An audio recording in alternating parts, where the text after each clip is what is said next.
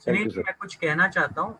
जी specially sir. मुझे काफ़ी सारे लोगों ने बैंक्स के रिलेटेड सवाल पूछे हैं, तो मैं आज एक बैंक के रिलेटेड कुछ चीज़ें मैं क्लियर करना चाहता हूँ। दोस्तों, देखिए, इंडिया में 3 तरह की बैंक्स हैं जो आप यूटिलाइज़ कर सकते हैं आपके पेमेंट विथड्रॉल के लिए। अभी काफ़ी सारे बैंक जो नेशनलाइज़ बैंक है, अभी गवर्नमेंट ने काफ़ी सारे बैंक्स को मर्ज कर दिया है। तो मैं आपको एक बेसिक लिस्ट देता हूँ बैंक्स का, जिसको नेशनलाइज़ बैंक में कंसिडर किया जाता है। तो उसमें से पहला है state bank of India, no doubt. Bank of Baroda, bank of India, bank of Maharashtra, Canara bank, central bank of India, Indian bank, Indian overseas bank, Punjab and Sindh bank, Punjab national bank, UCO bank and union bank of India. ये सारे जितने भी banks मैंने अभी जिनके नाम कहे, ये सारे नेशनलाइज बैंक्स में आते हैं। ओके। अब दूसरी आती है जिनको बोलते हैं प्राइवेट बैंक्स। अब प्राइवेट बैंक्स के अगर हम नाम देखेंगे तो है Axis bank, Bandhan bank, CSB bank, City Union bank, DCB bank, Dhanlaxmi bank, Federal bank, HDFC bank, ICICI bank, IDBI bank, IDFC bank, Industrial bank, JNK bank, Karnataka bank, Karur Vysya bank, Kotak Mahindra bank, Nainital bank, RBL bank, South Indian bank, Tamil Nadu Mercantile bank और Yes bank. ये सारे जितने भी bank, ये नाम जो दिए मैंने, ये सारे प्राइवेट सेक्टर में आते हैं। ठीक है। अब आती है तीसरी कैटेगरी। अब तीसरी कैटेगरी क्या है, तो वो है इंटरनेशनल बैंक्स। और इंटरनेशनल बैंक्स में कुछ नाम अगर मैं दूं तो पहला है सिटी बैंक है, दूसरा है एचएसबीसी इंडिया बैंक, तीसरा है डोइश बैंक, उसके बाद है रॉयल बैंक ऑफ स्कॉटलैंड, उसके बाद है डीबीएस बैंक, उसके बाद है Barclays bank, bank of America, bank of Bahrain and Kuwait, Doha bank. ऐसे काफी सारे बैंक्स हैं जो इंटरनेशनल बैंक्स हैं।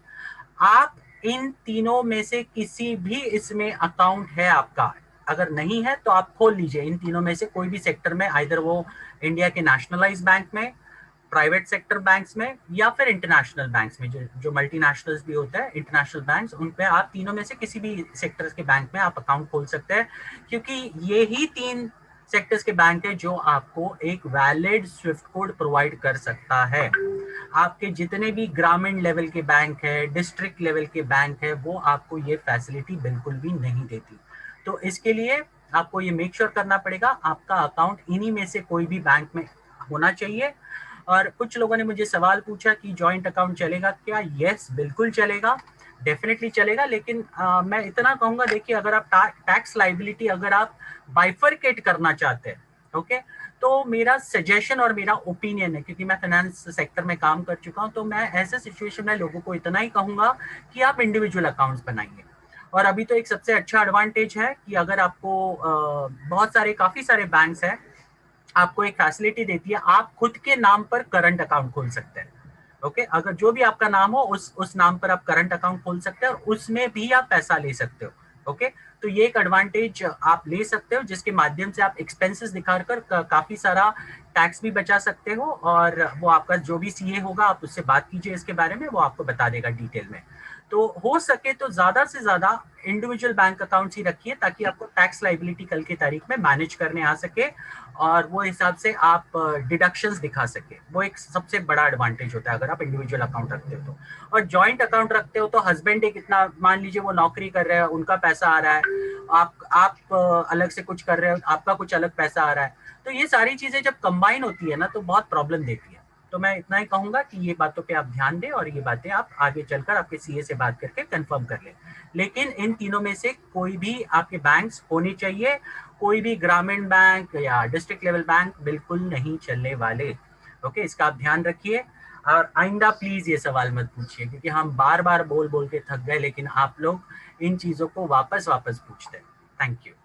Thank you sir. एक क्वेश्चन सर जाकिर हुसैन जी का है कि मैंने एक डाउनलाइन से पेपाल से पेमेंट किया था पर्सनल वेरिफिकेशन के लिए 1 मंथ पहले, अभी तक कोई रिस्पांस नहीं मिला, प्लीज हेल्प। पेपाल से किया था सर पेमेंट। पेपाल से किए थे तो उनको बोलिएगा, पेपाल से तो पहले परमिशन नहीं था। अगर फिर भी किया है तो पेमेंट डिटेल टेलीग्राम आईडी पे भेज देंगे, हम उनका आगे मैसेज फॉरवर्ड कर देंगे। Thank you. वैसे इसमें सजेशन यही देना चाहूंगा, क्रिप्टो और पेपाल से ना करें तो बेस्ट है, क्योंकि अभी केवाईसी आपको जरूरी है, उसमें फंस सकती है। We are not responsible, we can try for that. Thank you. अब मुझे सवाल आ रहा है सर, जो भी आपने बैंक के नाम बताए वो अभी प्लीज शेयर कर दीजिए चैट बॉक्स में। अरे भाई मैं सबसे कहना चाहता हूँ ये सारी चीजें गूगल पे अवेलेबल है। आपके हाथ में जो फोन है ना उसका इस्तेमाल किया कीजिए कुछ चीजें सही चीजों के लिए भी निकालने के लिए। सिर्फ व्हाट्सएप टाइम पास करने के लिए मत यूज कीजिए। गूगल पे सारी इंफॉर्मेशन अवेलेबल है। आप अगर नेशनलाइज बैंक लिस्ट, आप अगर इंटरनेशनल बैंक लिस्ट, या फिर आप अगर प्राइवेट बैंक लिस्ट चाहते हो तो ये कीवर्ड्स हैं, इनको डालिए, आपको सारी की सारी लिस्ट आपको सामने सामने मिल जाएगी। उनमें से कोई भी बैंक आपके नजदीक में जो भी होगा आप वहां पर जाकर जा सकते हैं। जो भी अकाउंट खोलने की फॉर्मेलिटी है वो कंप्लीट कीजिए और बैंक अकाउंट खोल के रेडी रहिए। ओके। और जहां तक बैंक जो स्विफ्ट कोड्स का सवाल है, आप गूगल पे टाइप करोगे स्विफ्ट कोड्स, आप स्विफ्ट कोड के साथ साथ आपका बैंक का नाम और उसके बाद बैंक का जो ये होगा आपका एड्रेस या फिर ब्रांच का नाम, ओके, वो आप टाइप कीजिए, आपको पूरा का पूरा स्विफ्ट कोड आ जाएगा। आपको उसके लिए अगेन बैंक में जाने की जरूरत नहीं पड़ेगी। ओके। काफी सारे लोग बैंक में जाते हैं और वापस परेशान होते हैं। बहुत सारे ऐसे लोग हैं जो छोटे छोटे गांव में रहते हैं, इवन दो एसबीआई के ब्रांचेस वहां पर है, लेकिन वो लोगों को ये पता नहीं है कि स्विफ्ट कोड होता क्या है। तो थोड़ी सी चीजें अलग लेवल की है तो वो नहीं समझ पाएंगे। तो आपको कहीं जाने की जरूरत नहीं है, आप बस आपका बैंक का नाम और ब्रांच कोड टाइप कीजिए। ब्रांच का नाम, आपको एग्जैक्ट स्विफ्ट कोड वो गूगल बता देगा कहाँ पे है, कौन सा यूटिलाइज करना है। इसके लिए आपको बार बार वही वही चीज पूछने की जरूरत नहीं है। ठीक है। और अभी काफी सारे लोग सवाल पूछ रहे हैं कि मैंने तो रजिस्टर कर लिया ई वेबसाइट पे लेकिन मेरे डाउनलाइन नहीं कर पा रहे। तो मैं उन लोगों को ये बता दूं, अगर आप में से आपके बहुत सारे डाउनलाइन ऐसे जो रजिस्टर नहीं कर पा रहे हैं तो कहीं ना कहीं वो गलती कर रहे हैं, 100% श्योर है। मैं आप सबसे रिक्वेस्ट करूंगा, देखिए हमने कल और परसों तो दोनों सेशन में 5 और 8 बजे वाले सेशन में, और कल वाले इसमें भी 5 बजे वाले सेशन में हमने डिटेल में कवर किया है कि रजिस्ट्रेशन कैसे करना है। उन वीडियोस को देखिए और तब तक देखिए जब तक आप उसे सक्सेसफुली रजिस्टर करने की प्रक्रिया को समझ नहीं पाते।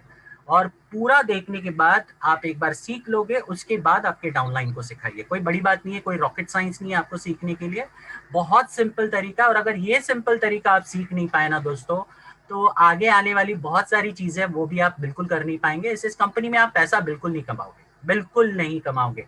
लिख लीजिए आप, ये बिल्कुल आपके बस की बात नहीं होगी अगर ये बेसिक चीजें नहीं कर पाओगे। जैसे 4 चीजें तो लिखनी है बाय डिफॉल्ट। कंपनी ने मैक्सिमम जैसे ही आप लॉग इन करते हो नए वेबसाइट पे, आपका जो बेसिक डिटेल्स है वो तो बाय डिफॉल्ट आ जाता है। आपको लिखना क्या है, एज लिखना है, उसके बाद सिटी लिखना है, कंट्री लिखना है, और इतनी बेसिक चीजें आप अगर लिखने के लिए सर नहीं हो रहा है हमसे, और चॉइस सिलेक्शन नहीं हो रहा है, तो आगे तो बहुत सारी चीजें आने वाली है जिसको समझने के लिए पता नहीं आप क्या क्या करोगे और कितने बहाने दोगे। तो ये कोई आपके लिए नहीं करने वाला है, आपको खुद को ही करना पड़ेगा और उसके लिए आपको खुद को ही सीखना पड़ेगा। तो इसके लिए उन इसमें धनंजय जी मैं एक बात और कहूंगा। इन्होंने ये कहा था कि मैंने अपना तो जो है रजिस्ट्रेशन कर लिया है, मेरी डाउनलाइन नहीं कर पा रही है। तो मैं इनसे ये पूछना चाहूंगा कि आप किसी मर्ज की दवा हैं कि नहीं है? आपने अपना कर लिया है तो इसका मतलब है कि आपको तरीका पता है। अगर आपको तरीका पता है तो आप अपनी डाउनलाइन की क्यों नहीं मदद कर रहे हैं? ये तो सवाल उल्टा मैं आप ही से पूछूंगा। ये तो सरासर गलत बात हुई ना। और उसको आप जूम मीटिंग में आके पूछ रहे हैं, बजाय इसके कि खुद उनकी मदद कर देते, आप सवाल पूछ रहे हैं यहाँ पे। तो बड़ी कमाल की बात है ये। मतलब आप अगर जान रहे हैं तो अब मदद कीजिए ना लोगों की। Thank you. हमें जो इनिशिएटिव लेना था हमने ऑलरेडी ले लिया। आपको लाइव सेशन दिए, 1 नहीं 2 नहीं 3 बार लाइव सेशन दिए। आप अगर उसका सही फायदा नहीं उठाओगे तो कोई मतलब नहीं बनेगा। तो प्लीज उन वीडियोस को, हमारे वो सारे वीडियोस रिकॉर्डेड फॉर्म में हमारे ऑफिशियल चैनल पर है। हमारे ऑफिशियल यूट्यूब चैनल का नाम है जा lifestyle India official network. Please उस चैनल पर जाइए।